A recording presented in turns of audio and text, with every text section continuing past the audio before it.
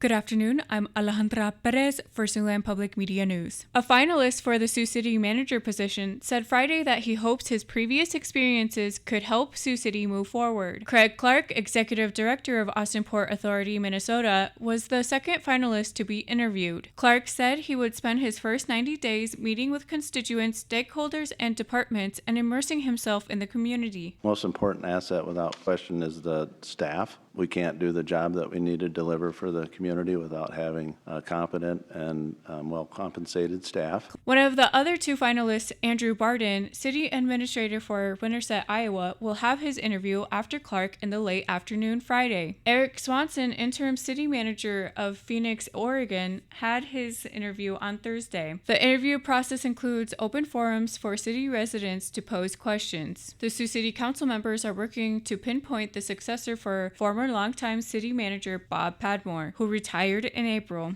And now more news from Brett Hayworth. Minnesota State Patrol officials said that they made a mistake in identifying a man who died on the second day of Ragbri this week. They now report that Mark Spoo of Golden, Colorado, collapsed on Monday morning in Jackson County, Minnesota. Initially, they believed the cyclist who died was another man from Texas due to someone misreading a bike tag. Spoo, age 62, received professional medical help from other riders shortly after collapsing and later died at a Spirit Lake hospital. An obituary states that Spoo first fell in love with Ragbri in 2007. After an 8-year hiatus due to health issues, he returned this year to ride one single day from Milford to Esterville.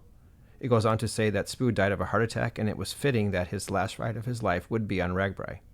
Esterville police identified another cyclist who died on Tuesday. He was 63-year-old Thomas McCarthy of Florida. In other news, Ames is the first city in Iowa to gain the National Charging Smart designation for accelerating the use of electronic vehicles. It comes from the Energy Ready program, which is supported by the U.S. Department of Energy. Local governments must meet certain criteria to make their community EV-friendly, and they can earn bronze, silver, or gold designations. Ames received silver for installing 11 electric charging stations and with plans to add more. For Siouxland Public Media News, I'm Brett Hayworth.